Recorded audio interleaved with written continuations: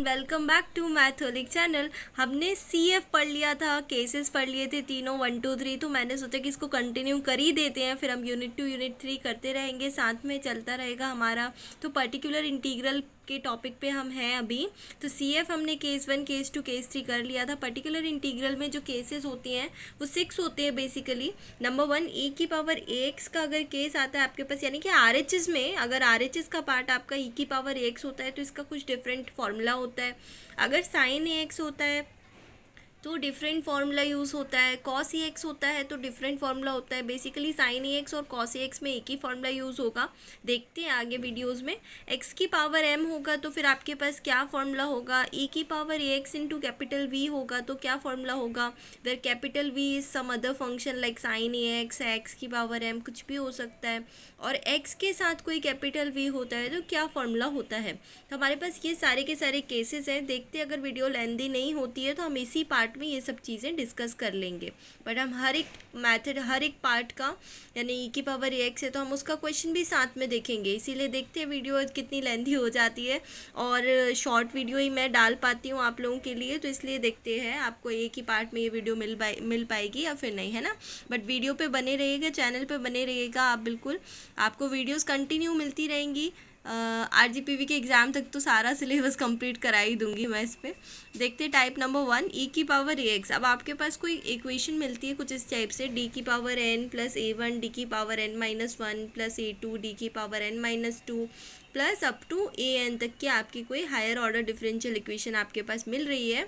और वाई बाहर लेते हैं ऑब्वियसली, तो वाई बाहर लेंगे इक्वल्स टू ई की पावर एक्स। ई की पावर एक्स आपके आर एच एस में है, तो अभी आर एच एस में है तो हम क्या फॉर्मूला यूज़ करेंगे इसमें, तो वो देख लेते हैं हम। इफ़ यू हैव ई की power a x in are H S, तब आपका वर्किंग रूल होगा नंबर 1, एफ ऑफ डी पहले तो आप लिख लेंगे, यानी सिंबॉलिक फॉर्म बना लेंगे इक्वेशन का। उसके बाद पर्टिकुलर इंटीग्रल क्या होता है, are H S of the equation divided by F of D. तो आर एच एस यहाँ पे ई की पावर एक्स था, डिवाइड कर दिया एफ ऑफ डी से, तो इसका आंसर हो जाएगा D will converted into a, e की power x upon F of a, जहाँ पे एफ ऑफ ए क्या हो, नॉट इक्वल टू ज़ीरो हो, क्योंकि इक्वल टू ज़ीरो तो इन्फिनिटी हो जाएगा पूरा का पूरा, इसीलिए नॉट इक्वल टू ज़ीरो हो तब आपके पास ये फॉर्मूला होगा और ये आंसर आ जाएगा। बट अगर आपके पास f of a equal to zero आता है तो फिर क्या करना है आपको, तो एफ ऑफ ए जब इक्वल टू ज़ीरो आता है तो एफ ऑफ डी को आपको क्या करना है, डी माइनस ए की whole power R phi of D करना है। इस केस के थ्रू अगर आप करते हो तो बेसिकली इसका एक शॉर्ट मेथड है, क्वेश्चन में आपको समझ में आ जाएगा बहुत अच्छे से। क्या होता है, 1 अपॉन एफ ऑफ डी की पावर एक्स, और ये आपका आ गया 0, तो आपको क्या करना है, यहाँ पे एक्स की पावर एक्स मल्टीप्लाई करना है और नीचे डिफ्रेंशिएट कर देना है। ठीक है, 1 टाइम डिफ्रेंशिएट कर देना है, और जितने बार आपका 0 आता जाएगा उतने बार आप इसको डिफ्रेंशिएट करते जाइएगा और ऊपर x का मल्टीप्लाई करते जाइएगा। इसमें थोड़ा ज़्यादा क्लियर नहीं हो रहा होगा आपको, बट क्वेश्चन में अच्छे से समझ में आ जाएगा। Let's see this question number 1। आपके पास क्वेश्चन है D minus one Y equals to e की पावर 2x। यहाँ पे ऑक्सिलरी इक्वेशन बनाओगे, m minus one equals to 0, y नहीं होता, आर एच एस नहीं होता है ना। तो यहाँ पे अब m की वैल्यू आपकी आ गई 1, यहाँ पे सिर्फ 1 रूट है क्योंकि ओनली फर्स्ट ऑर्डर की डिफरेंशियल इक्वेशन है ना। तो कॉम्प्लीमेंट्री फंक्शन निकाला आपने c1 ई की पावर x, यही हो गया कॉम्प्लीमेंट्री फंक्शन। पर्टिकुलर इंटीग्रल क्या हो जाएगा, 1 अपॉन एफ ऑफ डी, यानी कि m minus one in the form of d minus D, तो ये हो जाएगा 1 upon D minus one into e की पावर ए एक्स, यानी कि ई की पावर 2x जो आपको क्वेश्चन में है। क्या होता है फॉर्मूला, ई की power x upon F of a, तो डी की जगह पे क्या आ जाएगा, ए आ जाएगा, तो 2 है ए की जगह पे, ई की पावर एक्स, यहाँ से ए आ जाएगा आपका, तो ए है यहाँ पे 2, 1 अपॉन 2 माइनस वन, ई की पावर 2x, तो इसका आंसर आ गया ई की power 2x। So this is your particular integral for this type of function. अब इसका जनरल सॉल्यूशन क्या होगा, क्वेश्चन का जनरल सॉल्यूशन क्या होगा, तो जनरल सॉल्यूशन होगा y equals to C F plus P I, Y equals to C F which is complementary function, P I which is particular integral. Complementary function आपके पास आया था c1 ई की power x plus particular integral आपके पास आया है e की power 2x। This is your complete answer. अब हम एक और क्वेश्चन देख लेते हैं, D minus one Y equals to e की पावर x। इसको भी आप सॉल्व कर सकते हैं इजीली, कॉम्प्लीमेंट्री फंक्शन निकाल लेंगे। अब यहाँ पे देखो 1 upon F of D E की पावर ए एक्स जब आपने रखा तो 1/d-1 था, ई की पावर ए क्या है आपका 1 है, तो यहाँ पे डी की जगह जब आप 1 रखोगे तो ये आपका 1 - 1 0 हो जाएगा। अभी 1/0 वाला केस आ गया तो हमें क्या करना है, ऊपर x का मल्टीप्लाई करना है और नीचे डिफ्रेंशिएशन करना है 1 टाइम।